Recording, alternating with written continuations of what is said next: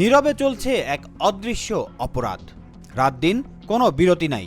বাতাসে মিশছে তামাকের বিষ, আর তার শিকার হচ্ছে নিরীহ মানুষ।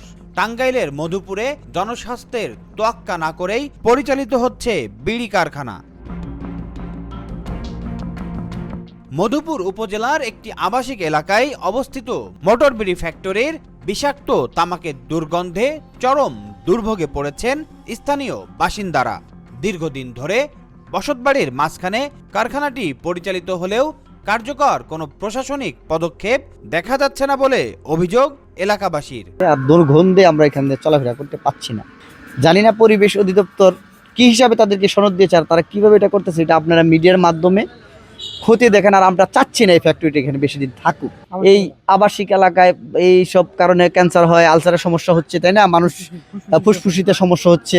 তো আমাদের এলাকায় বয়স্ক, মুরব্বিয়ান, বাচ্চা সবারই এর জন্য ক্ষতিগ্রস্ত হচ্ছে। তো মূলত আমি যতটুকু জানি, এই তামাকজাত দ্রব্য এই ফ্যাক্টরি, বিড়ি ফ্যাক্টরি বা সিগারেট কোনো ফ্যাক্টরি, এগুলো আবাসিক কোনো এলাকায় হয় না।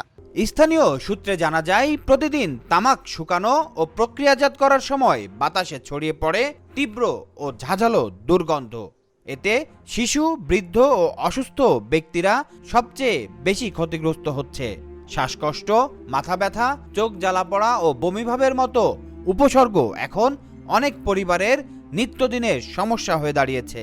আমরা জানি তামাক একটি খুবই ক্ষতিকর একটি উপাদান, যেটির ভালো কোনো দিক নেই, বরং পুরোটি মানবদেহের জন্য ক্ষতিকর। বিশেষ করে তামাকের যে ধোঁয়া, সেই ধোঁয়া থেকে শ্বাস প্রশ্বাসের অ্যাজমা, সিওপিডি সহ বিভিন্ন রকমের রোগ হয়ে থাকে এবং দীর্ঘদিন এই শ্বাস প্রশ্বাসের প্রদাহের কারণে এখান থেকে লাংসে ক্যান্সার হয়ে থাকে। কাজেই এক্ষেত্রেও যদি কোনো এলাকায় কোনো এ ধরনের ফ্যাক্টরি করা হয়, অবশ্যই পরিবেশ থেকে ছাড়পত্র নেওয়া প্রয়োজন এবং যেখানে ঘনবসতি রয়েছে সেই এলাকা বাদে একটি নিরিবিলি পরিবেশে এ ধরনের ফ্যাক্টরি করা প্রয়োজন। এলাকাবাসীর অভিযোগ, বহুবার বিষয়টি সংশ্লিষ্ট দপ্তরে জানানো হলেও এখনো কার্যকর কোনো পদক্ষেপ নেওয়া হয়নি। তাদের দাবি, অবিলম্বে কারখানাটির পরিবেশগত ছাড়পত্র যাচাই, তদন্ত এবং প্রয়োজন হলে আবাসিক এলাকা থেকে অপসারণ করতে হবে।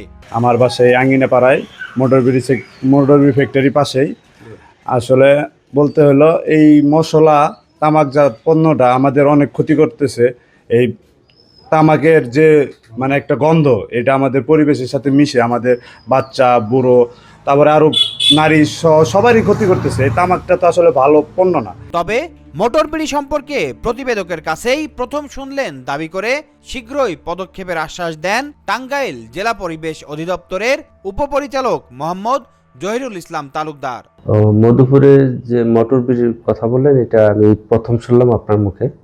আর ইতিপূর্বে আমি অনেক জায়গায় আমার লোক পাঠিয়ে অনেক অবৈধ প্রতিষ্ঠান তালিকা তৈরি করেছি এবং ওগুলা পরিদর্শন করে আমরা মনিটরিং অ্যান্ড এনফোর্সমেন্ট শাখায় প্রেরণ করেছি। বাট আপনার এই মোটর বিড়িটা আমি আজকেই প্রথম শুনেছি। শোনার পর আমি অলরেডি আমার অফিসারের সাথে কথা বলেছি, পরিদর্শন করে এটা আমি পরবর্তী পদক্ষেপ নেব। জনস্বাস্থ্যের জন্য হুমকি স্বরূপ এমন কারখানা দ্রুত নিয়ন্ত্রণে না আনলে বড় ধরনের স্বাস্থ্য ঝুঁকি তৈরি হতে পারে বলে দাবি করেছেন সচেতন মহল। Aminul Islam, Asian television.